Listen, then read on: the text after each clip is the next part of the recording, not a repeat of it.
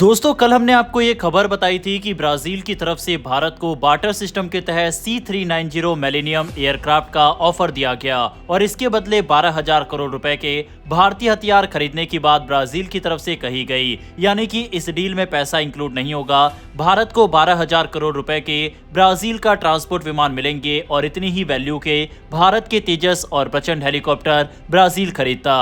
अब भारत ब्राजील के इस ऑफर को मानेगा या नहीं ये तो नहीं पता, लेकिन इस समय ब्राजील से एक हाई लेवल डेलीगेशन भारत पहुंच चुका है, जिन्होंने न सिर्फ भारत के राष्ट्रीय सुरक्षा सलाहकार अजीत डोवल से मुलाकात की बल्कि भारतीय विदेश मंत्री से भी मुलाकात की।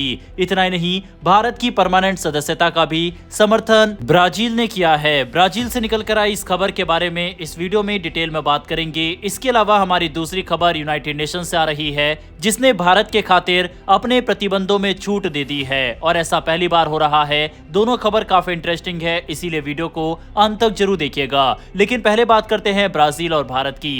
हाल ही में ब्राजील के राष्ट्रपति के विशेष सलाहकार अमोरीम भारत की यात्रा पर आए। इस दौरे में उन्होंने भारत के कई शीर्ष नेताओं से मुलाकात की, जिनमें विदेश मंत्री एस जयशंकर और राष्ट्रीय सुरक्षा सलाहकार अजीत डोवल शामिल थे। इन मुलाकातों का मकसद था भारत और ब्राजील के बीच सहयोग को और गहरा बनाना और नए क्षेत्रों में साथ काम करने के रास्ते तलाशना। अमोरीम की इस यात्रा के दौरान नई दिल्ली में भारत और ब्राजील के बीच छठी रणनीतिक वार्ता यानी 6th India Brazil strategic dialogue हुई। इस बैठक में दोनों देशों ने कई अहम विषयों पर चर्चा की। इनमें रक्षा और सुरक्षा, ऊर्जा, दुर्लभ खनिज यानी रेयर अर्थ, स्वास्थ्य और दवा उद्योग यानी फार्मास्यूटिकल जैसे क्षेत्र शामिल थे। दोनों देशों के अधिकारियों ने यह तय किया कि भारत और ब्राजील मिलकर इन क्षेत्रों में अपने सहयोग को और मजबूत करेंगे। इस बैठक में यह भी सहमति बनी कि प्रधानमंत्री नरेंद्र मोदी और ब्राजील के राष्ट्रपति लुला दा सिल्वा की साझा दृष्टि को आगे बढ़ाया जाएगा। विदेश मंत्री एस जयशंकर ने अमोरीम से मुलाकात के बाद सोशल मीडिया प्लेटफॉर्म एक्स पर लिखा, ब्राजील के विशेष सलाहकार अमोरीम से मिलकर खुशी हुई। हमने मौजूदा वैश्विक हालात और आपसी रणनीतिक सहयोग के अवसरों पर उपयोगी बातचीत की। ये बयान दिखाता है कि दोनों देशों के बीच न केवल द्विपक्षीय संबंध बल्कि वैश्विक मुद्दों पर भी गहरी समझ बढ़ रही है। भारत और ब्राजील दोनों आज दुनिया के उन देशों में शामिल है जो ग्लोबल साउथ की आवाज को मजबूती से उठा रहे हैं। अजीत डोवल और अमोरीम की बैठक में अंतर्राष्ट्रीय सहयोग पर भी बात हुई। दोनों देशों ने तय किया कि वे ब्रिक्स IBSA यानी इंडिया, ब्राजील, साउथ अफ्रीका और COP30 जैसे मंचों पर एक दूसरे के साथ करीबी सहयोग बनाए रखेंगे। ये भी चर्चा हुई कि जलवायु परिवर्तन, हरित ऊर्जा और टिकाऊ विकास जैसे विषयों पर भारत और ब्राजील मिलकर कैसे काम कर सकते हैं। गौरतलब है कि COP30 सम्मेलन नवंबर में ब्राजील में आयोजित होने वाला है, जिसमें भारत की अहम भूमिका होगी। भारत के विदेश मंत्रालय ने बताया है कि अमोरीम अपने साथ वरिष्ठ ब्राजीली अधिकारियों और सलाहकारों का एक प्रतिनिधिमंडल लेकर आए थे। मंत्रालय के बयान में कहा गया कि ये बैठक उन 5 स्तंभों पर आगे बढ़ाने का मौका थी जिन पर प्रधानमंत्री नरेंद्र मोदी की जुलाई 2025 की ब्राजील यात्रा के दौरान सहमति बनी थी। इन 5 स्तंभों में व्यापार, ऊर्जा, तकनीक, रक्षा और लोगों के बीच संबंध यानी पीपल टू पीपल टाइज शामिल है। भारत और ब्राजील के बीच संबंध कोई नए नहीं है। दोनों देशों के बीच वर्षों से एक मजबूत रणनीतिक साझेदारी रही है, लेकिन पिछले कुछ सालों में ये संबंध और भी गहरे हुए हैं। दोनों देश लोकतांत्रिक हैं, विशाल जनसंख्या वाले हैं और विकासशील देशों की आवाज को दुनिया तक पहुंचाने में एक दूसरे का समर्थन करते हैं। यही वजह है कि भारत और ब्राजील न केवल द्विपक्षीय स्तर पर बल्कि वैश्विक स्तर पर भी साथ खड़े दिखाई देते हैं। भारत और ब्राजील दोनों ब्रिक्स के संस्थापक सदस्य हैं और दोनों ही देश संयुक्त राष्ट्र सुरक्षा परिषद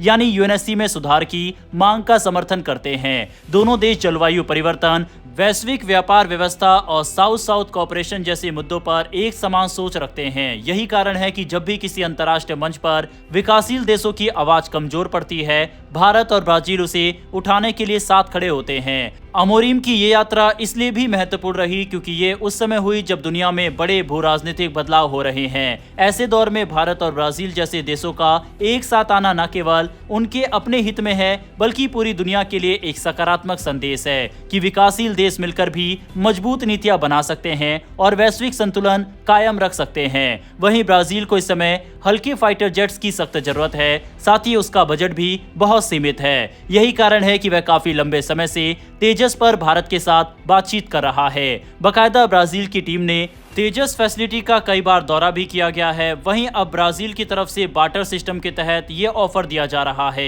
अगर भारत ये ऑफर मानता है तो भारत से तेजस खरीदने वाला ब्राजील पहला देश बन जाएगा। वैसे ब्राजील का ये ऑफर खराब नहीं है, क्योंकि भारत को इस समय ट्रांसपोर्ट विमानों की सख्त जरूरत है और C390 उपयुक्त भी है। ऐसे में तेजस के बदले भारत को ये विमान मिल जाएंगे।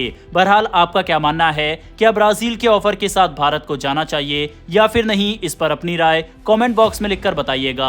बढ़ते हैं हमारी अगली खबर की तरफ, जो कि भारत, अफगानिस्तान और यूनाइटेड नेशन से आ रही है। दरअसल यूनाइटेड नेशन ने अफगानिस्तान के विदेश मंत्री पर ट्रैवल बैन लगा रखा है, यानी कि वह दुनिया के किसी भी देश में ट्रैवल नहीं कर सकते और अगर ऐसा हुआ तो उस देश के खिलाफ और इनके खिलाफ भी कार्रवाई हो सकती है। अब भारत के अफगानिस्तान में कई बड़े प्रोजेक्ट चल रहे हैं, साथ ही भारत अफगानिस्तान के करीब भी जा रहा है। ऐसे में अफगानिस्तान के फॉरेन मिनिस्टर को भारत का दौरा करना था, लेकिन क्योंकि यूनाइटेड नेशन ने ट्रैवल बैन लगा रखा है, इस वजह से ये संभव नहीं था। लेकिन यूनाइटेड नेशन की तरफ से अब स्पेशली भारत दौरे के लिए अफगानिस्तान के फॉरेन मिनिस्टर को अनुमति दे दी गई है। अब आप सोच सकते हैं कि भारत ने यूनाइटेड नेशन के ऊपर कितना प्रेशर क्रिएट किया होगा कि यूएन ने भारत के इस दौरे को मंजूरी दे दी। 9 अक्टूबर से 16 अक्टूबर तक वे भारत के दौरे पर रहेंगे। ये भारत और अफगानिस्तान के बीच एक नए राजनयिक अध्याय की शुरुआत मानी जा रही है। भारत के विदेश मंत्रालय के प्रवक्ता रणधीर जायसवाल ने शुक्रवार को एक प्रेस कॉन्फ्रेंस में बताया कि संयुक्त राष्ट्र सुरक्षा परिषद की समिति ने मुत्तकी को यात्रा की अनुमति दी है। मुत्तकी की इस यात्रा के दौरान वह भारत के विदेश मंत्री डॉक्टर एस जयशंकर और राष्ट्रीय सुरक्षा सलाहकार अजीत डोवल से मुलाकात करेंगे।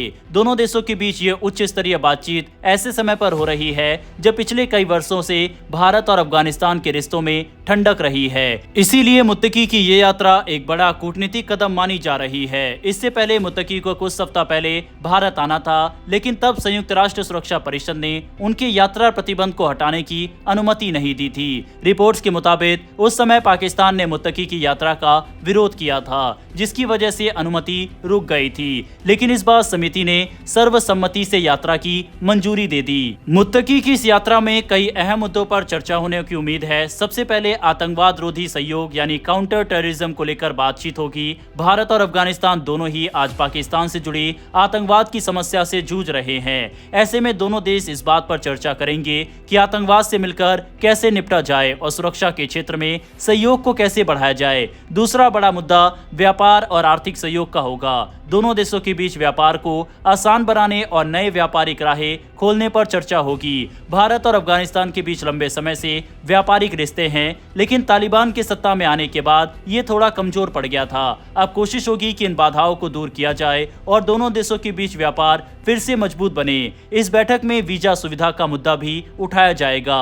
अफगान नागरिक जो भारत इलाज, शिक्षा या व्यापार के लिए आना चाहते हैं, उनके लिए वीजा प्रक्रिया को आसान बनाने पर चर्चा होगी। साथ ही भारत अफगान छात्रों के लिए स्कॉलरशिप की संख्या बढ़ाने पर भी विचार कर सकता है, ताकि अधिक से अधिक छात्र भारत में पेशेवर और तकनीकी शिक्षा हासिल कर सके। मुत्तकी की यात्रा में स्वास्थ्य और चिकित्सा क्षेत्र में सहयोग पर भी बातचीत होगी। वैसे क्या भारत सरकार को अफगानिस्तान के लोगों के लिए वीजा पॉलिसी को आसान बनाना चाहिए या फिर नहीं? इस पर अपनी राय कमेंट बॉक्स में लिखकर बताइएगा। फिलहाल दोस्तों इस वीडियो में इतना ही। अगर आपको ये इन्फॉर्मेशन और वीडियो पसंद आई हो तो वीडियो को लाइक करके हमारी आने वाली डेली ऐसी वीडियो के लिए नीचे दिए गए सब्सक्राइब बटन को प्रेस कर बेल आइकन को जरूर दबा लें। फिर मिलेंगे ऐसी एक नई वीडियो के साथ। धन्यवाद। जय हिंद, जय भारत।